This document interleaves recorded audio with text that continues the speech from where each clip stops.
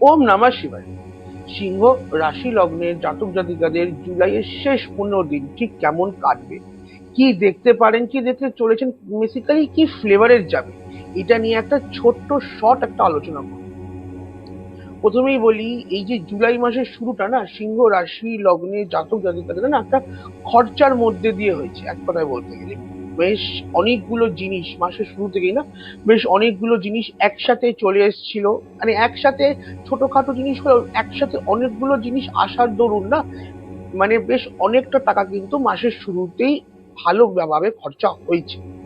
অনেক জাতক জাতিকারা এরকমও হয়েছে যে ঘুরতে গেছিলেন, একটা বড় বড় ভ্রমণ যোগ, ঘোরার যোগ কিন্তু ছিল মাসের শুরুর দিকে। আর ঘুরতে যে গেছিলেন সেখানেও কিন্তু বেশ একটা অর্থ খরচা কিন্তু করেছে।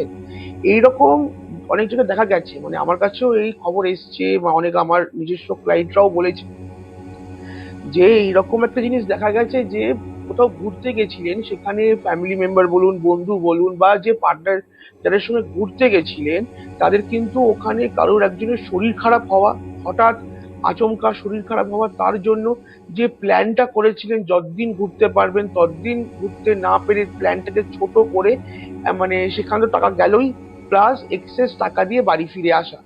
বা এমনও হয়েছে লাস্ট 15 দিনে, ধরে নিন কোথাও ঘুরতে গেছেন, এবার সেখানে আহ বাড়িতে কিছু কারোর শারীরিক সমস্যার জন্য ওই সেম জিনিস প্ল্যানটাকে ছোট করে এক্সেস টাকা দিয়ে আসতে হয়েছে। মানে বাংলা কথায় বলতে গেলে, যে ঘুরতে গেলেও না একটা শারীরিক প্রবলেম, একটা অসুস্থতা কিন্তু ছিল অনেক জাতক জাতিকাদের, এটা দেখা গেছে। আর যদি সেটা নাও থাকে, বেশ ভালো কিন্তু খরচার মধ্যে দিয়ে এই প্রথম 15 দিন গেছে। তো প্ল্যান মাফিক যে ঘোরাটা যে ছিল, অনেক ক্লায়েন্টেরও দেখা গেছে যে প্ল্যান মাফিক কিন্তু হয়নি ব্যাপারটা। তো প্রথম 15 দিন সব মিলিয়ে বলতে গেলে সিংহ রাশি লগ্নে জাতক জাতিকাদের জন্য খরচার দিকে কিন্তু প্রচন্ড চাঞ্চল্যকর গেছে, বেশ ভালো খরচা দিয়ে গেছে। হ্যাঁ, এবার যত মাস আগে যাবে, 15 তারিখের পর থেকে মাস যত আস্তে আস্তে আগের দিকে যাবে, মাস শেষের দিকে যাবে, তত কিন্তু ব্যাপারটা স্টেবল ডাউন হবে, থিত হবে। কিন্তু এই জিনিসটাও মাথাতে রাখতে লাগবে যে যতই থিত হোক, স্টেবল ডাউন হোক না কেন, জিনিসটা কিন্তু নির্মূল হবে না, কোনো মতেই কিন্তু নির্মূল হবে না। দেখবেন মাস, এই পুরো মাসটাই কিন্তু ছোটখাটো ছোটখাটো কারণে কিন্তু একটা খরচা কিন্তু নিরন্তর হবে এই সময়টা। কারণ আমাদের যেটা আমরা আসছি, এটা এটা হচ্ছে পুরো মাসের একটা ফ্লেভার, পুরো মাসের পোর্টফোলিও, ঠিক আছে। এবার আমরা দেখি যে কোন কোন গ্রহের কি অবস্থান, আর তারা কিভাবে আমাদের মানে ডেইলি লাইফ, সাধারণ জীবনকে কিভাবে এফেক্ট, কিভাবে ফল দিতে পারে। এই সময় না অনেক বড় বড় কম্বিনেশন আছে। শুরু করি রাশি লগ্নের অধিপতি রবিকে নিয়ে। মাসের শুরুটা আদ্রা নক্ষত্রে থাকবে। আদ্রা নক্ষত্র আগেই বললাম এক্সপ্লোশনের নক্ষত্র, তো একটা এক্সপ্লোসিভ কিছু লাইফে হয়েছে প্রথম 15 দিনের মধ্যে।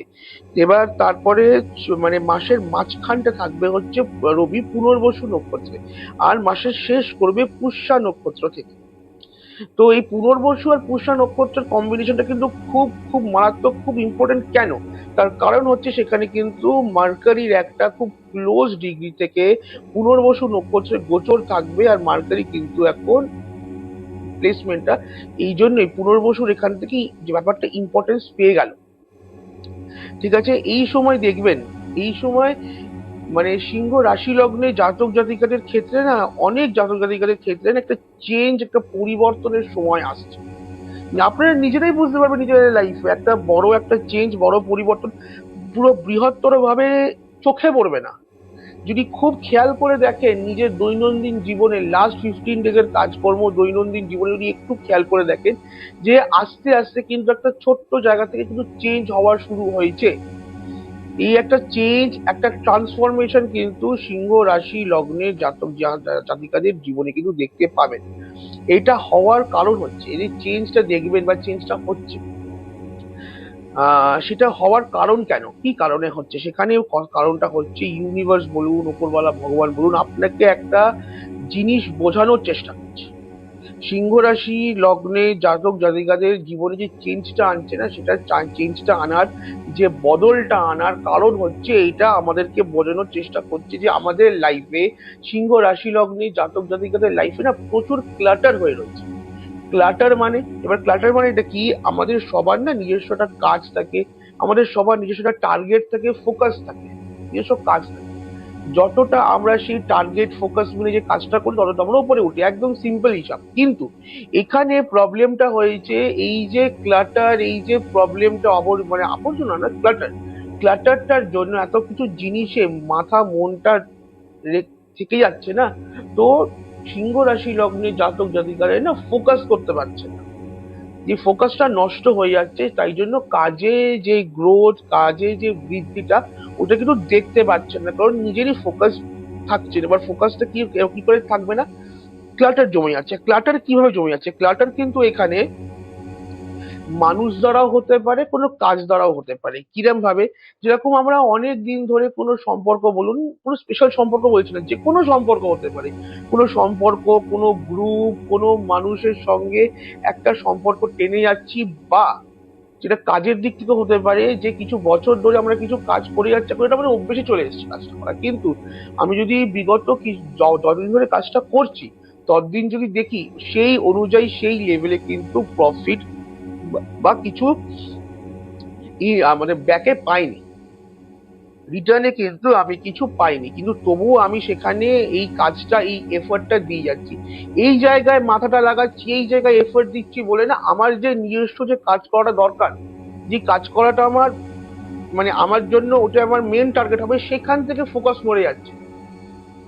আর এইবার কিন্তু চেঞ্জটা আনছে কেন, কারণ হচ্ছে এই যে বেকার জায়গাগুলো, এই যে ক্লাটার গুলো, ইউনিভার্স বলছে ক্লাটার গুলোকে এবার ছিটে ফেলা, কেটে ফেলা। আর টেনে, যদি পুরোনো জিনিস আরো আমরা টেনে বয়ে বেড়াই, তাহলে রোজকার দৈনন্দিন কাজে আমাদের ফোকাস কিন্তু নষ্ট হবে। তার জন্য কিন্তু আমাদের যে ফোকাস, কর্মহানি হবে এই সময়। তো এই সময় যতই চেঞ্জ আসুক, যাই আসুক, সেটা আসার কারণ হচ্ছে আপনাকে হালকা করে আপনার ফোকাসটাকে ঠিক করার জন্য। এই সময়, এই লাস্ট 15 দিনে কিন্তু সিংহ রাশি লগ্নের অনেক জাতক জাতিকাদের দেখবেন একটু স্যাক্রিফাইসিং মোডে থাকবেন। স্যাক্রিফাইসিং মোড মানে নিজের ইচ্ছা, নিজের চাহিদা, নিজের কাজ যেটা আছে সেইটাকে সাইডে রেখে আপনাকে অন্য কাউকে একটা সাপোর্ট দিতে লাগবে।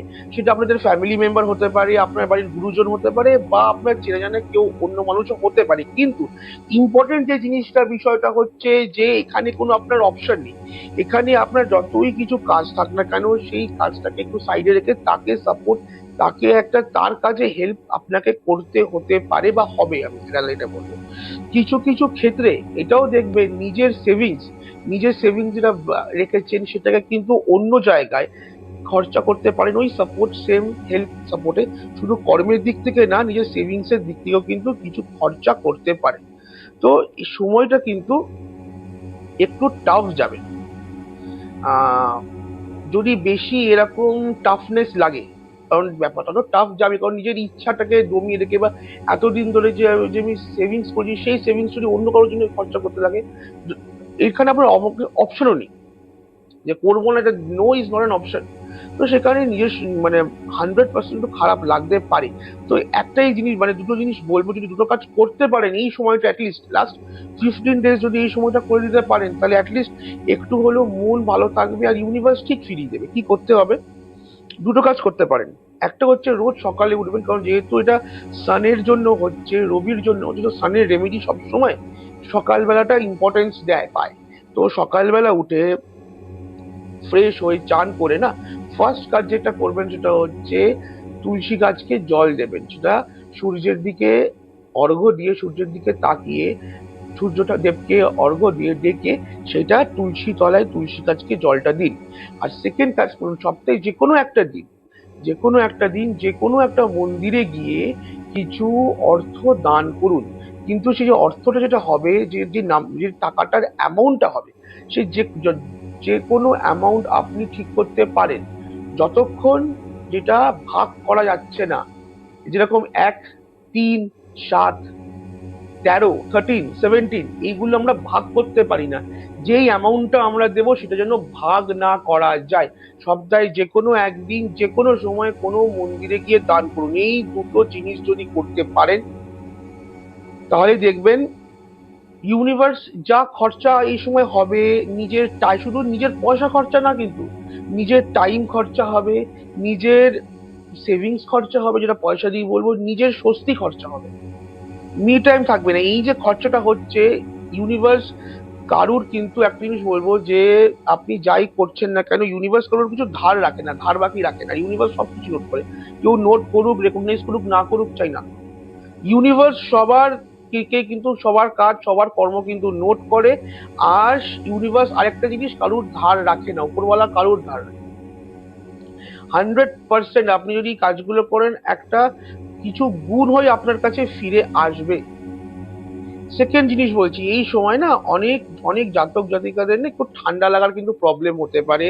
ঠান্ডা রিলেটেড, সর্দি কাশি কফ রিলেটেড কিন্তু প্রবলেম হতে পারে। কিছু কিছু ক্ষেত্রে দেখবেন বুকে কিন্তু কফ জমে যাওয়া বা ব্রিদিং ইস্যু হয়ে যাওয়া বিকজ অফ কফ, এটার জন্য কিন্তু একটা প্রবলেম হতে পারে। সেকেন্ড জিনিস হচ্ছে, শারীরিক দিক থেকে বলতে গেলে এই সময় খাওয়া দাওয়া রিলেটেড কিন্তু একটু সাবধান থাকতে লাগবে। পার্টিকুলারলি এই সময় লাইট ফুড খেতে হবে। আর যত পারবেন এই সময় ভেজ খান। লাইট ফুড আর ভেজ এই সময় কিন্তু এই দুটো খেতে লাগবে। যদি মনে হয় যে সবসময় ভেজ খাওয়া সম্ভব হচ্ছে না, যদি নন ভেজ খেতে চান, নন ভেজ খেতে গেলেও কিন্তু খুব লাইট করে ঝোল করে খেতে পারেন একদম। কারণ এই সময় লাইট ফুড খেতে লাগবে। যদি এই সময় একটু রিচ ফুড খান, রিচ ফুড বা মানে খুব তৈলাক্ত খাবার বা বাইরে থেকে যদি খাবার এনে এই সময়টা খান, এই সময় প্রথমেই বলবো অ্যাভয়েড করতে হবে। কারণ এই সময় যদি বাইরে থেকে কোনো এইসব খাবার খান তাহলে কিন্তু একটা ডাইজেশন, হজম রিলেটেড কিন্তু একটা বিশাল বড় সমস্যা দিয়ে দেবে।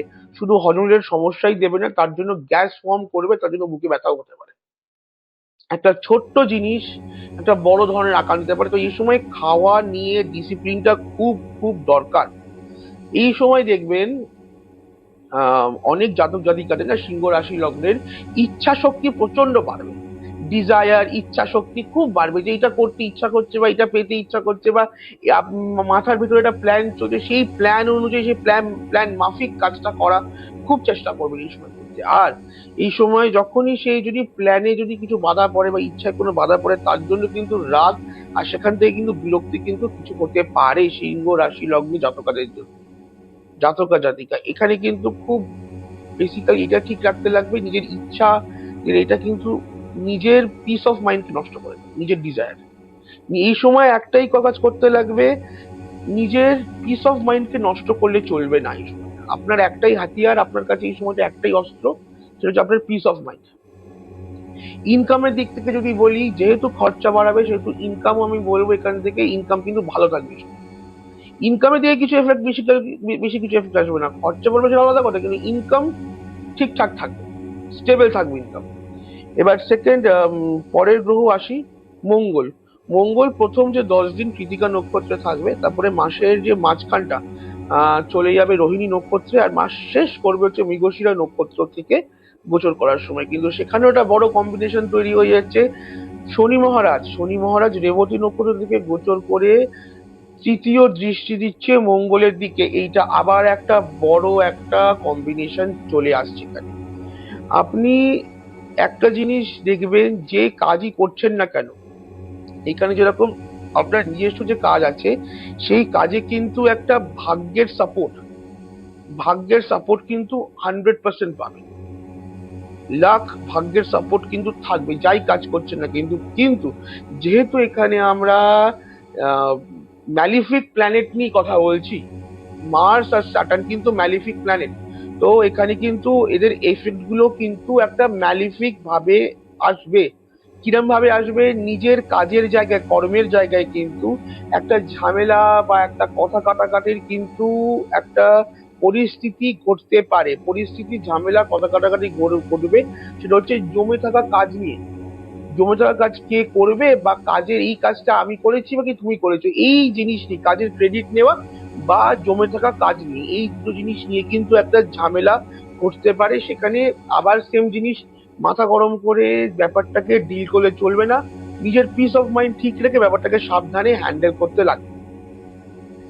আর আরেকটা জিনিস দেখবেন, নিজের কাজের জায়গায় না একটা বেশ বড় বদল কিন্তু দেখতে পারেন এই সময়টা সিংহ রাশি লগ্নের জাতক জাতিকারা। কাজের নিয়ম, কাজ করার নিয়ম বা কাজের নিয়ম বা আপনাদের যে ঊর্ধ্বতন কর্তৃপক্ষ যেই যেই স্টেটাস সিচুয়েশন, কিছু একটা বদল 100% দেখবেন এই সময়টা, 100% দেখবেন এই সময়টা। সেকেন্ড জিনিস বলি, পরের গ্রহে আসি।